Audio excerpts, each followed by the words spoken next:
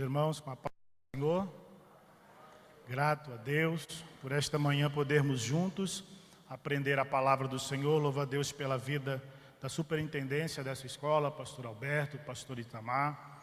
Louvo a Deus pela vida do bispo Oídes, família, pastor Samuel César, demais obreiros que têm sido amigos e como pais para mim aqui neste ministério, em tão pouco tempo que chegamos. E na aula de hoje, irmãos, é um assunto primordial para a continuidade da igreja na face da terra até a volta do Senhor Jesus Cristo. Mas quando nós lemos, e você na sua casa deu uma estudada ou apenas deu uma olhada na revista, fica um pouco complicado de nós entendermos o porquê de estudarmos tais assuntos se não vivenciamos boa parte deles no nosso dia a dia. Se por bondade e por graça de Deus congregamos num lugar que não está afetado por isso. Aí vem à nossa mente, por que se aprofundar num assunto como esse, sobre novas teologias, sendo que nós vemos em tantos lugares, infelizmente, um evangelho deturpado sendo pregado, modismos referentes à palavra de Deus sendo ensinados. Então eu estou alheio a isso, eu não preciso me preocupar. Mas essa preocupação precisa permear nos nossos corações, porque nós que somos mais novos, somos o futuro, daremos continuidade ao trabalho da igreja. Pastor José Nascimento, se não me falha a memória o nome dele, na aula passada, ele ministrando aqui na EBD, ele falou o seguinte, de grandes homens que foram campeões de Deus e conseguiram manter a trajetória e a história da igreja. E repousa sobre os nossos ombros a mesma responsabilidade de manter a fidelidade à palavra do Senhor, para que no futuro, quando entreguemos, se é que podemos usar esta expressão, a uma nova geração, entreguemos uma igreja firmada na palavra de Deus e uma igreja verdadeiramente que vive a palavra do Senhor. Então nós começando aí no tópico primeiro, eu alterei um pouco a ordem dos tópicos para que didaticamente ficasse melhor o nosso aprendizado, mas abordarei aqui todos os tópicos da lição. No primeiro tópico, a gente vê sobre o pragmatismo religioso e o discipulado. A gente vive numa época do relativismo, onde nem tudo é 100% certo, segundo muitos, e nem tudo é 100% errado. Tudo depende do ponto de vista, da ótica, da análise que você venha fazer acerca de determinado assunto, e as verdades absolutas, elas estão sendo escanteadas. Convicções inabaláveis estão sendo da mesma forma colocadas ao longe. Mas o que é, irmão Lincoln, o pragmatismo? O pragmatismo, ele é uma filosofia, um pensamento onde o valor ele é determinado pelas consequências das práticas, ou seja, o resultado, não importa como se chegue ao resultado que eu quero, eu posso fazer o que vier à minha mente, ao meu coração, desde que o objetivo que eu tenho, ele seja alcançado. Mas a questão é, nós fazemos o que é certo ou o que dá certo? E este é o problema que aflige as pessoas, e quando eu olho a história, eu vou citar alguns homens aqui. Tozer, no século de número 20, lá na metade do século 20, 1940 e alguma coisa, ele começa a ter grandes problemas com a situação da igreja da época. E quando eu falo igreja, não me refiro ao povo santo, lavado, remido que vai para o céu. Eu falo da instituição religiosa. E ele começa a ver alguns problemas surgindo no seio das instituições. E em um dos seus livros ele escreve que a filosofia pragmática, ela não faz perguntas embaraçosas acerca daquilo que pode ou não ser feito. Ela apenas analisa o resultado e pensa, vale a pena, eu posso fazer, e não importa aquilo que venha acontecer. E quando ela descobre algo que deu certo em determinado lugar, ela procura, Tozer afirmando, ela procura um texto bíblico e como se pudesse consagrar a errada teoria, e ela começa então a aplicar para as pessoas. E ele afirma, se o método produz resultado, então quer dizer que ele é bom. Este é o pensamento pragmata. Mas não há, meus irmãos, como eu e você sermos pragmatistas e bíblicos ao mesmo tempo. Não há como, porque o pragmatismo visa resultado. O homem e a mulher de Deus, que ele se pauta na palavra, a única preocupação que permeia o seu coração é: eu estou obedecendo às ordenanças de Deus e estou realmente vivendo a palavra do Senhor?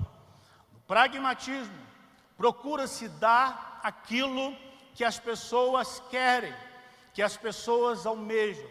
John MacArthur, num dos seus livros, que é um dos livros que eu mais gostei que ele escreveu, claro, tenho divergências teológicas com MacArthur, a Assembleia de Deus tem, mas nesse quesito pragmatismo ele é um dos melhores escritores. No livro Com Vergonha do Evangelho, ele começa a citar um problema que começou a surgir nos Estados Unidos. As igrejas começaram a fazer pesquisas com as pessoas para saber o que elas almejavam encontrar na igreja, para que assim elas pudessem dar a elas como se fosse um produto. Mas o problema, quando nós tratamos o Evangelho e as verdades de Deus como um produto, como qualquer produto de mercado, com o tempo ele cai no desuso. E é necessário então que um novo produto seja lançado. E isto está o problema do pragmatismo. Há uma preocupação exacerbada em agregar pessoas.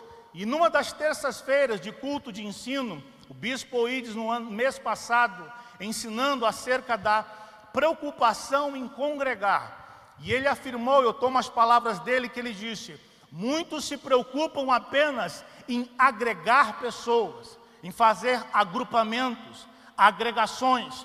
Mas a igreja de Deus não foi chamada para fazer uma agregação, mas ela foi chamada para congregar no nome de Jesus Cristo, para ser um só povo, uma só fé e um só espírito na presença do Senhor. Spurgeon escreve que quando a fé antiga, verdadeira, ela desaparece, é normal e comum os homens resolverem se alimentar de cinzas. Mas quando eu olho a Bíblia, Atos dos Apóstolos, capítulo de número 2, algo interessante escrito ali acerca das bases de sustentação da verdadeira igreja e que elas criam um ambiente propício para o agir de Deus e para a expansão, ou seja, almas se convertendo ao Senhor. Lá diz o seguinte, a partir do versículo de número 42: e perseveravam na doutrina dos apóstolos, e em cada alma havia comunhão, partir do pão, oração, e em cada alma havia temor. Mais adiante diz: e o Senhor acrescentava à igreja as almas que haviam de se converter. Então a igreja primitiva, ela era alicerçada tão somente na palavra.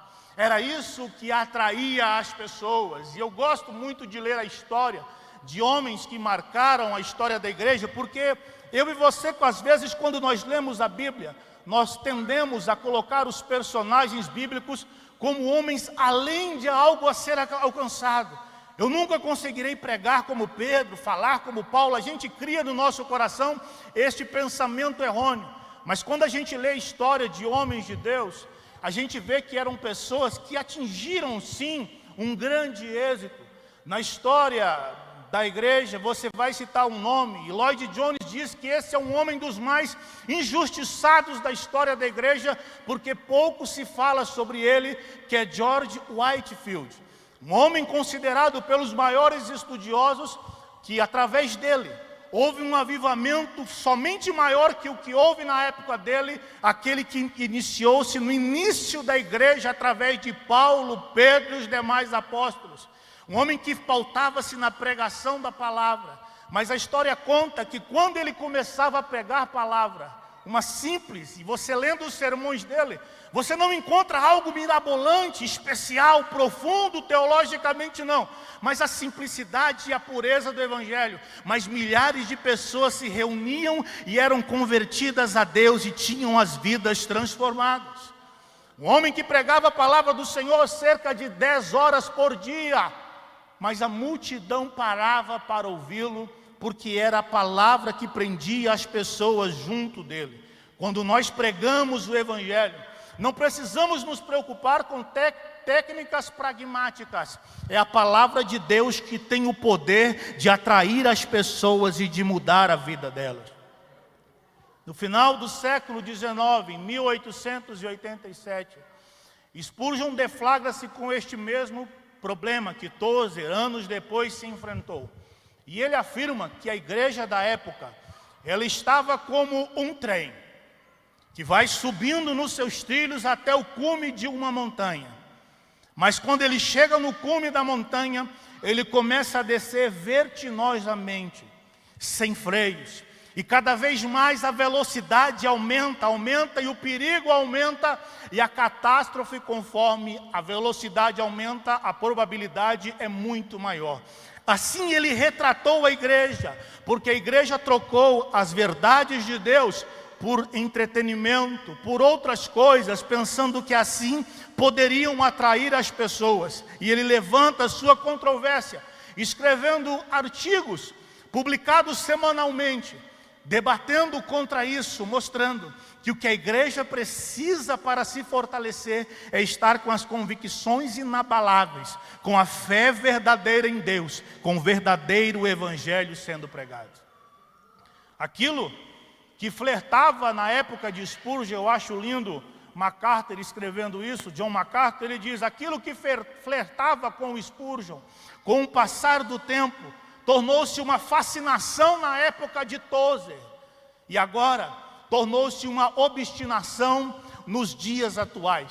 Mas o que permeava no coração destes homens, que deve permear nos nossos corações, a preocupação de A.W. Tozer, era que com o pragmatismo, com essas técnicas de vamos trazer as pessoas, não importa como, o medo que ele tinha era que as pessoas perdessem a essência de valorizar a palavra, e não tivesse mais um apetite verdadeiro em vir à casa do Senhor, e nem realmente vir com o coração aberto para adorar o Deus Santo, poderoso, que é digno de honra, glória e louvor. Ele pensava: nós estamos formando uma geração que apenas frequenta cultos, mas nós não precisamos formar, nós precisamos formar uma geração de discípulos verdadeiros do Senhor e firmados em Deus.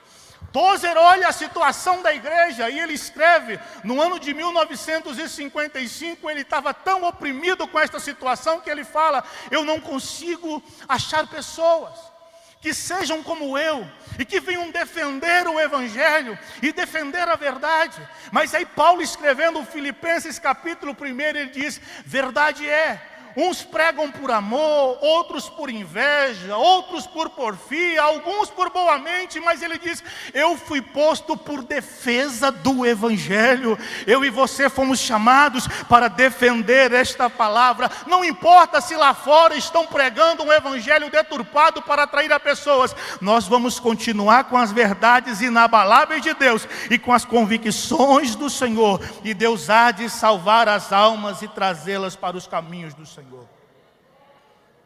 Não há esta, irmãos, como muitos pregam, de um evangelho progressista, e Spurgeon trata bem isso, dizendo que para cada ano, para cada época e para cada situação, há uma espécie de evangelho a ser pregado, que o evangelho, ele precisa ser adaptado, e ele trata isso como um evangelho híbrido. E aí Spurgeon diz: ele é a soma da tolice com a blasfêmia. É a palavra de Deus que pode nos firmar. João capítulo 6, na última vez que eu, por bondade do Senhor, ministrei aqui, eu falei um pouco sobre isso. Jesus está trazendo um sermão duro, pesado, dizendo: vocês estão me seguindo porque há pouco tempo atrás eu multipliquei pães, todo mundo se alimentou. E ele começa apertando a situação, vai trazendo uma palavra dura. Aquele dia Jesus estava duro no sermão. E aí os discípulos se aproximam e falam: Jesus, duro é esse discurso, quem o pode suportar? Cristo olha para os discípulos e diz: se vocês querem ir, vão também. E aí Pedro olha para Cristo e diz: para quem nós iremos? Só tu tens a palavra de vida eterna. É a palavra de vida eterna que nos trouxe a esta casa de oração. É a palavra de vida eterna que, mesmo em meio às dificuldades que você passou esta semana, você olhou para Deus e disse: eu permaneço nos teus caminhos. Deus me dê graça, Deus me dê força, me ajude. Eu não consigo sozinho, mas com o Senhor eu posso. É a palavra de Deus que, quando Paulo estava naquele momento pedindo a Deus que arrancasse o seu espinho da carne, ele disse: por 3 vezes eu orei, mas aí o Senhor disse: a minha graça te basta, porque o meu poder se aperfeiçoa na sua fraqueza. Era a palavra que mantinha Paulo fiel, e a palavra que tem te mantido, meu querido, fiel à presença de Deus constantemente na casa do Senhor. Quando Paulo escreve a sua carta aos Coríntios, a primeira epístola, no capítulo 2, ele diz: e eu, irmãos, quando eu fui ter convosco, anunciando-vos o testemunho de Deus, não fui com sublimidade de palavras ou sabedoria. Nada me propus perante vós, a não ser a Jesus Cristo, e este crucificado. A minha palavra e a minha pregação não consistiram em palavras persuasivas de sabedoria humana, para que a vossa fé não se apoiasse em palavras de homens, mas em demonstração de Espírito e em demonstração de poder. Aleluia. Temos que ter um cuidado com isso. Lloyd Jones, num livro, eu gosto desse livro, Pregação e Pregadores, e ele começa a combater o mesmo problema que Spurgeon e Tozer, e problema que nós devemos combater para que as pessoas não venham crer neste falso evangelho. Ele escreve que o grande erro da igreja da época dele é que ela estava acostumada a administrar paliativos. E ele fala que o paliativo, que é algo que você dá para o momento, para resolver o problema momentâneo, ele não resolve a situação toda e catastrófica. E ele diz: se um médico recebe no seu consultório um homem que está tendo uma dor abdominal profunda, terrível, que o está atormentando, e o médico resolve aplicá-lo uma injeção de morfina, naquele momento, aquele paciente sentirá alívio. E ele poderá voltar para casa sem nenhuma situação de dor. Mas ele diz: isto beira um ato criminoso, porque quem sabe aquele paciente pode estar com uma apendicite aguda. Ele vai para sua casa com uma sensação de prazer e satisfação, mas ele acaba morrendo. E aí Lloyd Jones diz: a igreja precisa ter este cuidado. O grande problema da humanidade não é um problema físico. O grande problema da humanidade não é um problema de ordem financeira. O grande problema da humanidade é a sua depravação e a distância dela com Deus. E cabe à igreja trazer o evangelho para que este problema seja solucionado, as pessoas se reconciliem com Deus, e aí Deus entra com providência em todas as áreas e as abençoa, guarda e opera em favor delas. Não fomos chamados para dar paliativos, mas para resolver o problema. E qual é o problema da humanidade? O pecado, a vida sem Deus. Aí a gente olha e fala: mas irmão Lincoln, analisando tudo isto, qual o proceder? Fica às vezes complicado a gente entender como eu tenho que pensar acerca daquilo que eu prego, daquilo que eu faço, ou do departamento que eu dirijo, ou da responsabilidade que Deus, por misericórdia, colocou sobre os meus ombros na sua casa. E aí eu vejo J.I. Packer. Ele, num dos seus livros, ele traz algo interessante no livro que ele escreve, Evangelização e Soberania de Deus. Num dos tópicos deste livro ele diz: através de quais meios deve o evangelismo ser praticado? E aí ele diz: o método de evangelismo é a explicação fiel e aplicação da mensagem do evangelho. A proposta deve ser a seguinte: eu estou sendo fiel às verdades de Deus. A ideia que eu tive foi uma forma de facilitar a compreensão e a explicação do evangelho.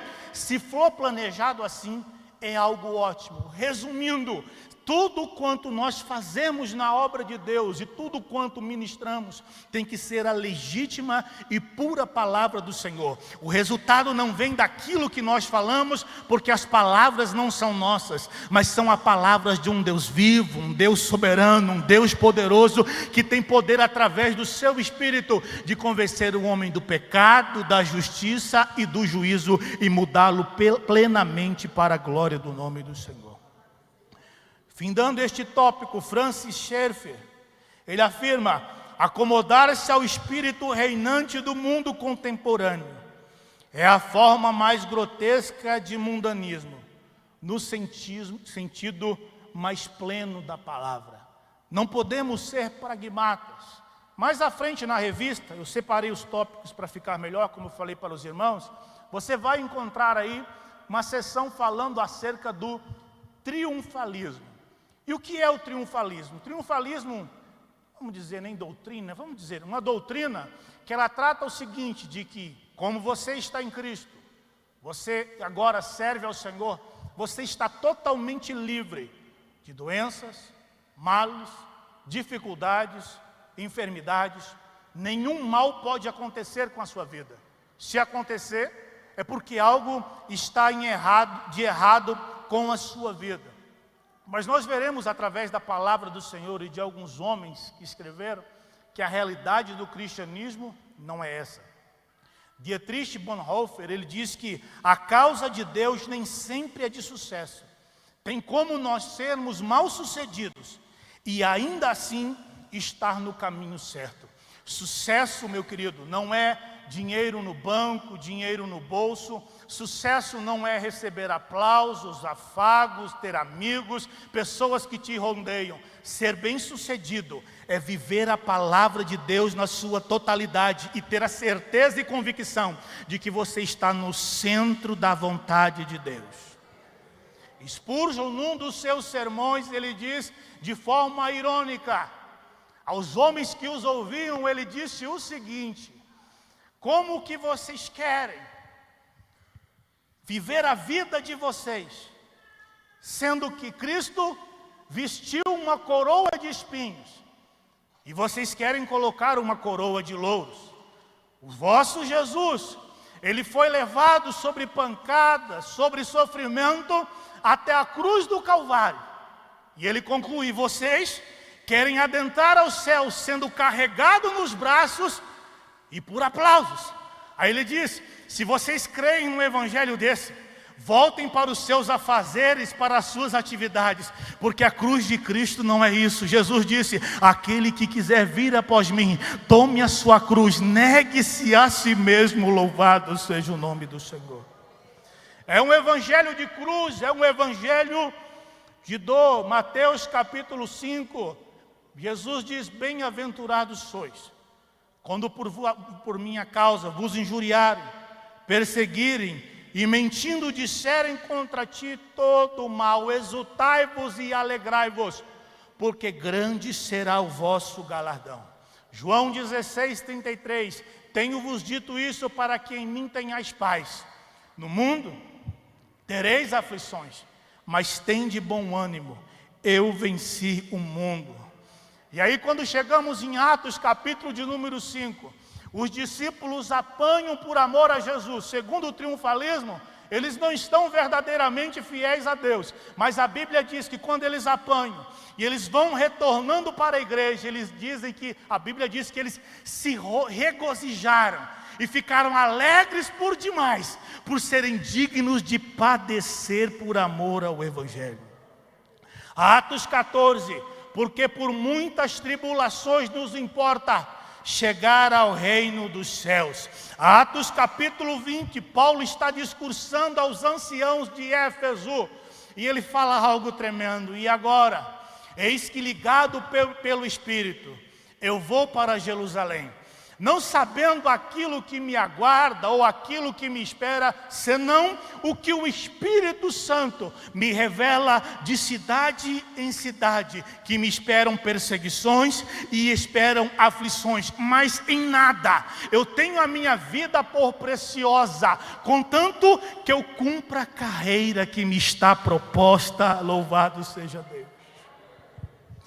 Paulo se gloriava nas suas aflições. 2 Coríntios, a Bíblia diz que ele sentia prazer nas aflições. E aí quando ele está formando, pode-se dizer assim, o seu filho amado Timóteo, ele faz um convite a Timóteo, que a igreja triunfalista nunca faria um dos seus. Ele diz: sofre pois comigo as aflições como bom soldado de Cristo. Ninguém que milita se embaraça com coisas desta vida, a fim de agradar aquele que o alistou. Ainda a Timóteo ele diz: tudo eu sofro, Timóteo, por amor aos escolhidos, e aqueles que querem viver em Cristo Jesus piamente, padecerão perseguições. E quando a gente olha a história, tantos pastores que foram à glória por momentos difíceis, em saúde, financeiramente, e nada disso desabonou a sua fé perante Deus. Queridos, na nossa vida, o carregar a cruz são momentos de dores, vão ter dias de lágrimas, dias de aflições. E quando a gente vê a história dos apóstolos, como eles foram mortos, e a história dos mártires da igreja, não há similaridade alguma com o triunfalismo. Evangelho é isto, é estar apto e pronto a morrer por amor a Cristo. É porque a gente não consegue ter uma percepção real disso, né, missionária Lúcia de Fátima? Porque nós estamos num país de livre acesso ao Evangelho. Mas em lugares onde é difícil pregar o Evangelho, por bondade do Senhor, por 5 anos eu dirigi a Secretaria de Missões num campo, e no Amazonas a gente tinha um trabalho, e na Bolívia, e você fala: mas irmão Lincoln, dentro do nosso país, dentro do nosso país, muitos missionários sofrendo, porque não podia se pregar no Evangelho, numa comunidade que tinha descendência indígena. Não pode falar de Deus, você só pode chegar lá se o líder da comunidade permitir, e você só abre uma igreja se você ganhar amizade com ele. E aí você fala: mas o evangelho, o triunfalismo, ele é de bonança e tranquilidade, querido. Quando você visita um campo missionário, e aí você vê o que é verdadeiramente sofrer por amor a Deus, porque você quer ver as pessoas se convertendo a Jesus. Você vê o que é viajar, como eu viajei, por misericórdia de Deus, 5 horas de barco para chegar numa comunidade, para você fazer um culto num lugar sem energia elétrica, sem nada, mas pessoas ali querendo ouvir Deus, querendo ouvir a palavra e se encontrar com o Senhor. Eu convido aos que pregam o evangelho triunfalista a ir para o campo missionário. Vai lá pregar, irmão. Vai lá ministrar para saber o que é isso.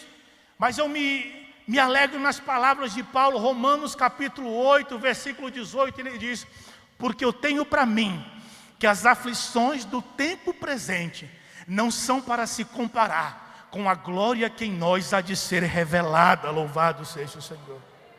Vai doer, irmão, vamos sofrer, a gente vai chorar, mas um dia nós estaremos na eternidade com o Senhor. Vamos lá. Teologia da prosperidade, outro tópico. O grande problema da teologia da prosperidade é que ela trata o fato de nós sermos abençoados financeiramente como um direito. Então, se eu tenho direito, eu posso reivindicar, eu posso cobrar a Deus. E nisso está o grave problema, porque a partir do momento em que nós podemos cobrar a Deus, colocar como se pudéssemos Deus no canto da parede, a criatura, ela fica acima do Criador. E esta não é uma realidade. Deus sim nos abençoa, nos prospera materialmente, abre as portas para a nossa vida, mas nunca nós seremos merecedores.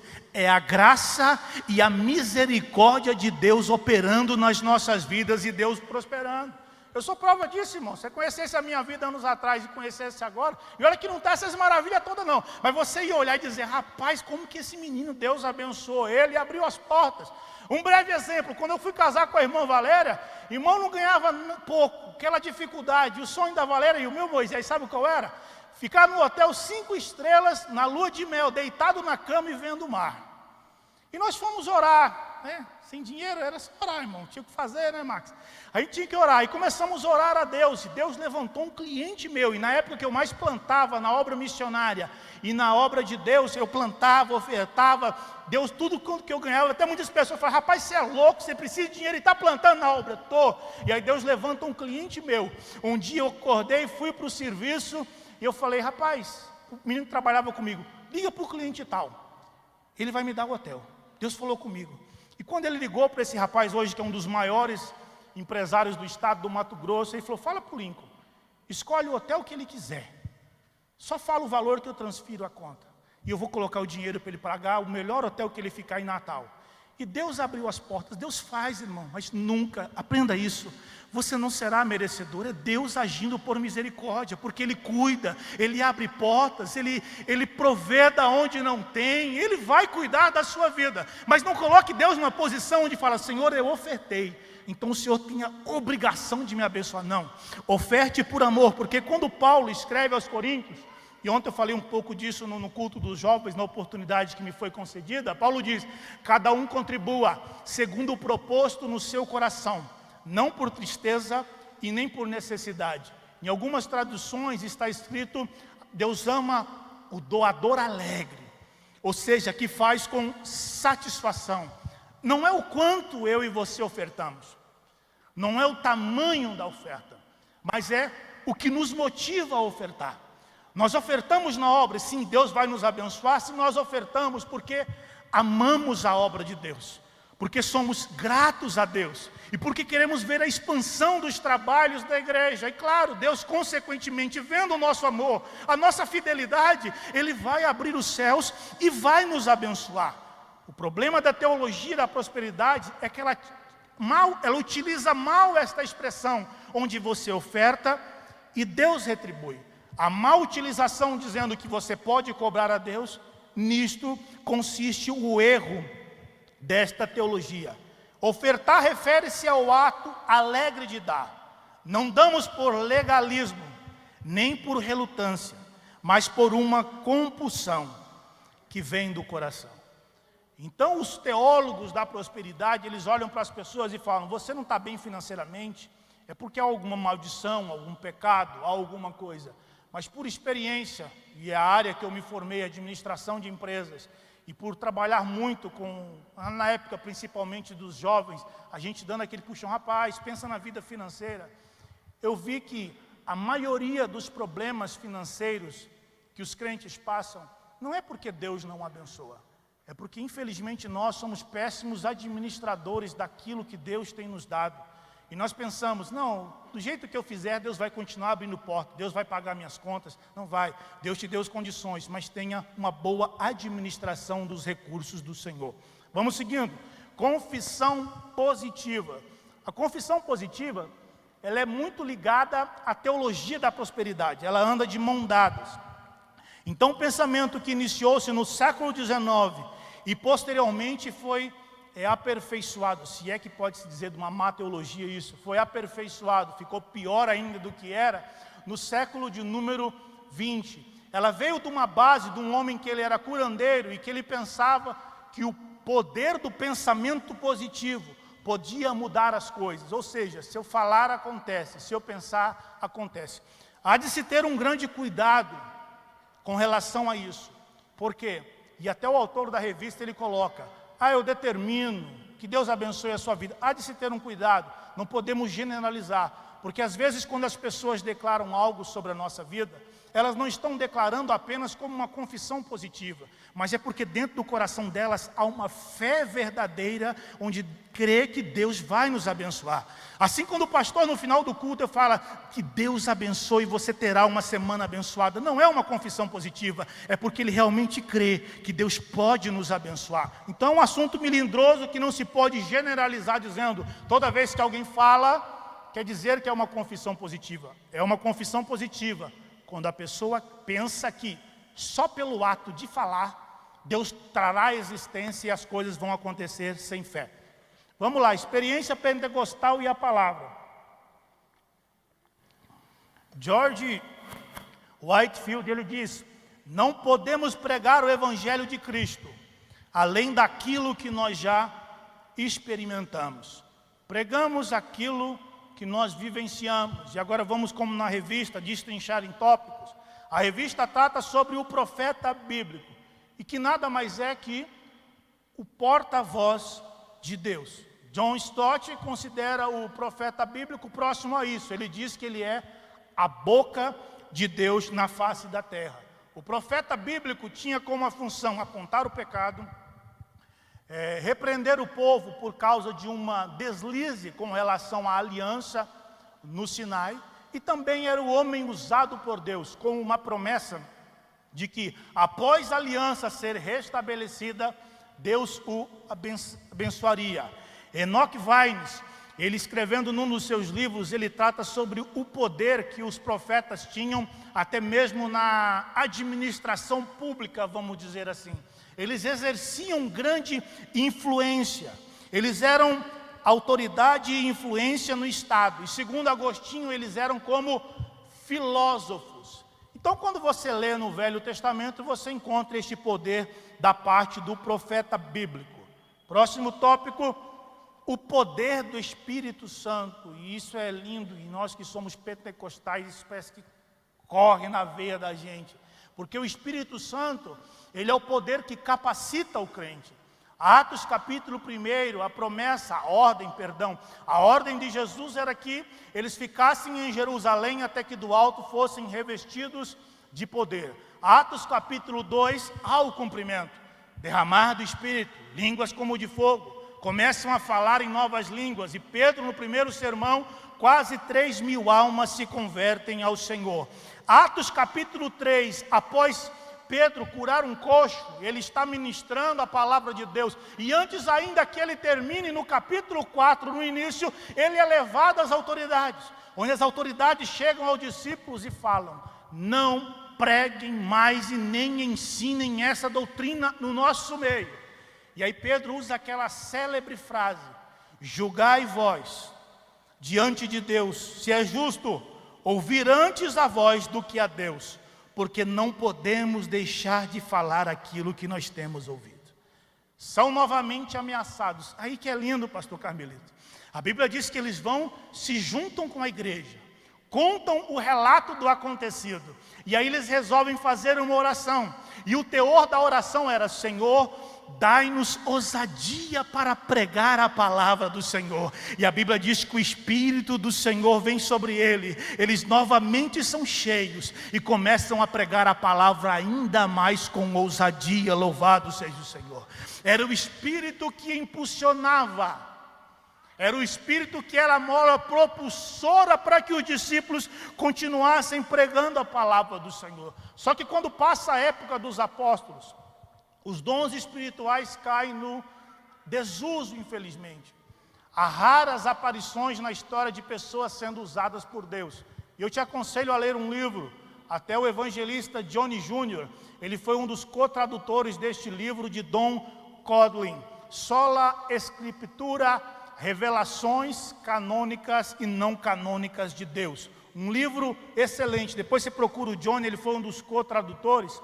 E neste livro, Don Codlin começa a combater aqueles que são adeptos do cessacionismo, que pensam que Deus só agiu na época dos apóstolos e não tem mais dons, Deus não opera, Deus não faz mais nada, e é só pregar a palavra. E ele bate muito contra este pensamento, mostrando que tal teoria, ela é certa feita obscura e sem embasamentos. Mas o que é interessante é que ele mostra que na assembleia que houve em Westminster, haviam homens ali que relatavam e que criam que Deus ainda continuava. Diz assim ele, citando George Gillespie: houve na igreja da Escócia, antes do tempo da primeira reforma e depois, homens extraordinários, santos profetas recebendo revelações extraordinárias de Deus.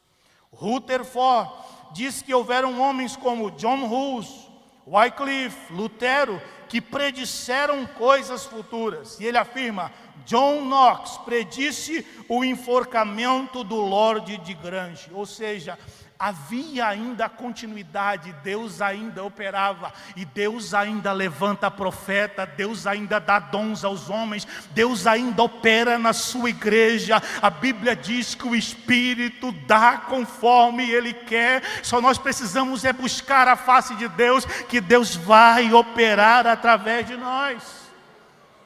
Deixa eu segurar aqui, senão eu prego, vamos lá. Gordon Fee, ele começa dizendo o seguinte, que nós vivemos no já e no ainda não. No livro que ele fala, Paulo, o povo de Deus e o Espírito Santo. É lindo esse livro, leia. E ele fala que nós vivemos no já e no ainda não. Já, porque nós já estamos na realidade da experiência do pleno poder do Espírito Santo. E no ainda não, porque é a prova de um futuro que não chegou, mas que há uma garantia de Deus de vida eterna. A teologia paulina, a engrenagem de sustentação dela era o Espírito Santo do Senhor. Vamos mais adiante. A procura por profecias. Muitos lugares fazem cultos para que as pessoas se reúnam em busca de profecias. A função da profecia é edificar, exortar e consolar. Mas o problema é que muitos procuram os tais profetas para terem uma orientação de vida, para saber o que vão fazer, o que vão deixar de fazer, sendo que a maior profecia, ela é a palavra de Deus. A palavra de Deus é a regra de fé. Sim, Deus usa profetas, Deus fala através de profetas, mas a nossa orientação maior, ela é a palavra do Senhor. Todo mundo já teve experiência difícil. Eu já estava uma vez, irmão, rapidinho, numa vigília, e aí, quando eu cheguei com a minha esposa, eu dobrei o joelho para iniciar a vigília. Deus falou comigo, eu falei, Valéria, hoje eu vou ouvir uma profecia que não é da parte do Senhor.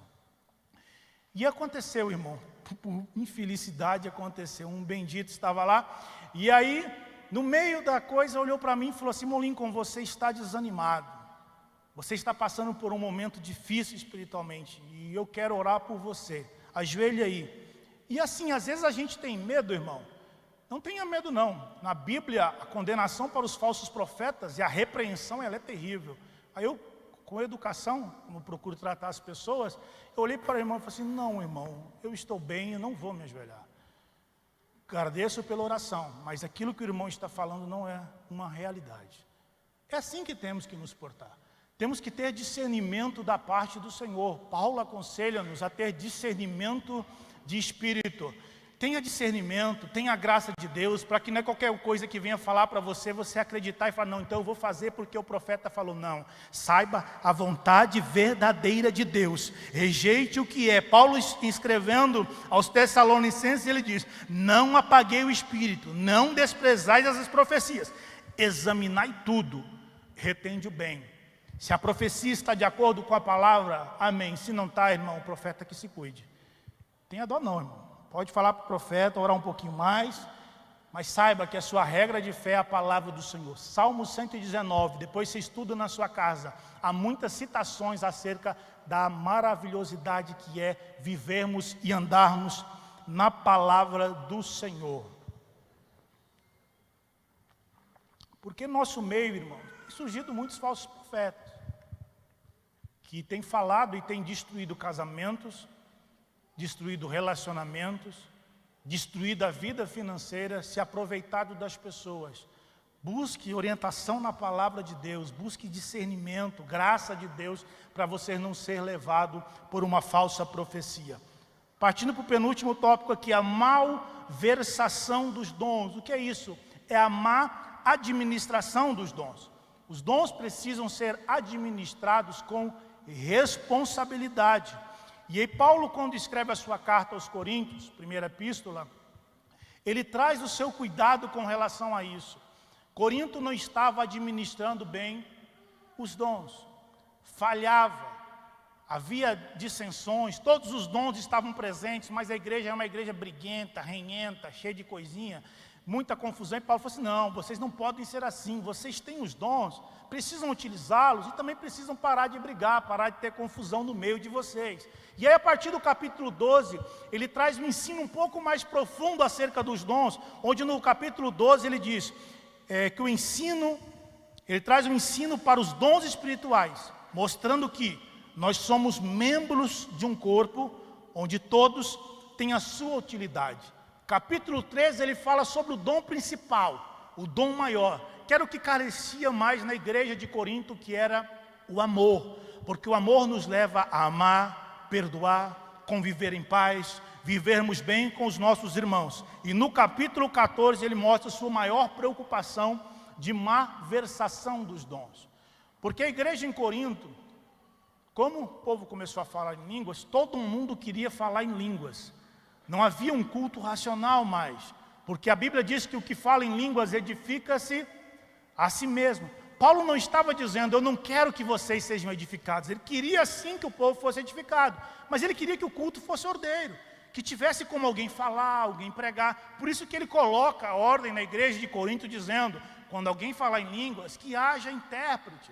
Então Paulo tinha esse cuidado para que o culto pudesse fluir e todas as coisas acontecessem de forma correta para o bom andamento e glorificação do nome do Senhor. O que não pode haver entre nós é uma supervalorização da manifestação dos dons, em detrimento à palavra do Senhor. Porque é comum, irmão, a gente que anda pregando aí, a gente sabe, ou vai, e eu antigamente no outro campo que eu congregava, representava muito o presidente, e aí você vai representar o presidente nas igrejas, e aí você vai ouvir as ministrações.